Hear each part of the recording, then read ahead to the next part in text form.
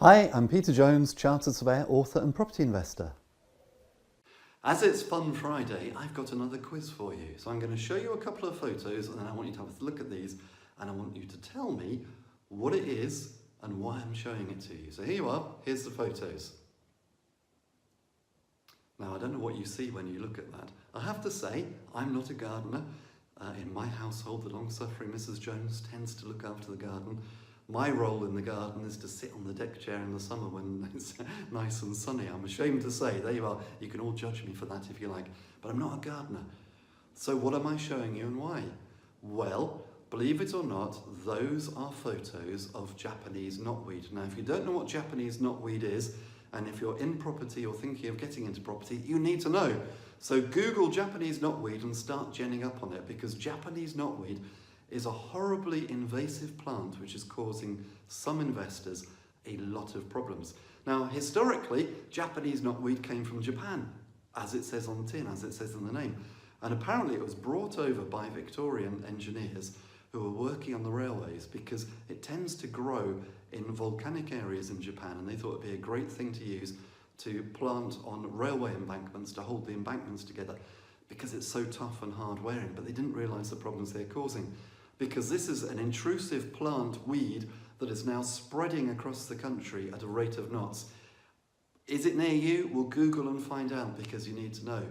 Because what it can do is so tough, it can actually bore itself through concrete. If you have it in the garden of your property, or even worse, if it's sort of boring through your concrete slab floor, God forbid, but if you have it in the garden of your property or of your next investment property, it is blighted.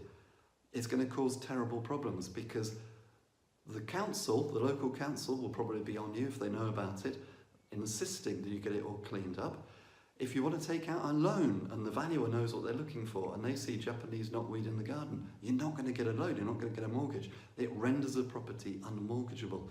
So what do you have to do? Well, you have to get rid of it, and you can't just pour weed killer on it, sadly, because it is so tough it won't do that.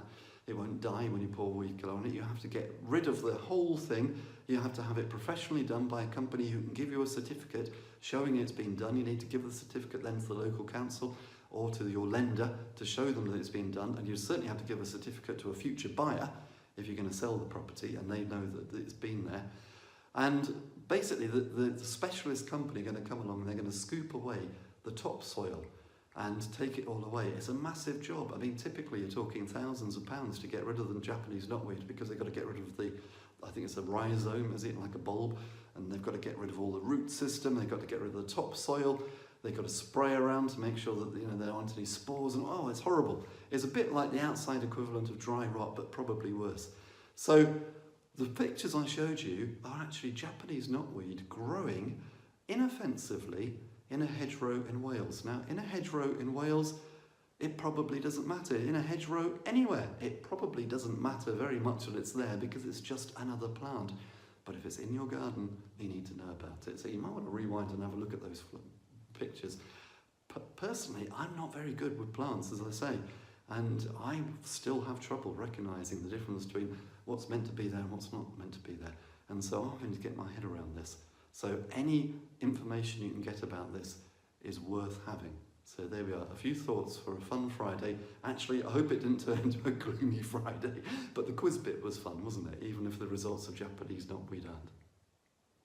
By the way, if you enjoy my videos, please don't forget to like, follow or subscribe, depending upon which platform you're watching me on. There's going to be a button down here somewhere, so you can click it to like, follow or subscribe, and then we can keep in touch. I can send you more fun quizzes like this, or you can look at my other series of videos, the Back to Basics series or the Spotlight series, and I give you some great property investing content.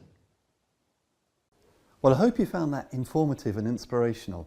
And if you want help in property, please do come over to my website, www.thepropertyteacher.co.uk. Loads of great resources there, including my blog.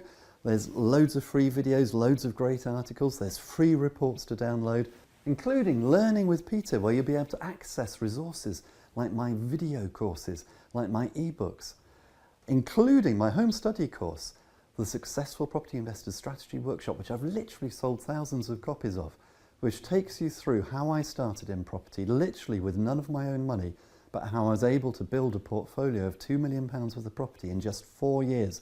I'll show you everything that I did right so that you can do the same, and I'll show you everything that I did wrong. I'll tell you about all of my mistakes so that you can avoid them, so that you can progress in property far more quickly than me. Until next time, here's to successful property investing.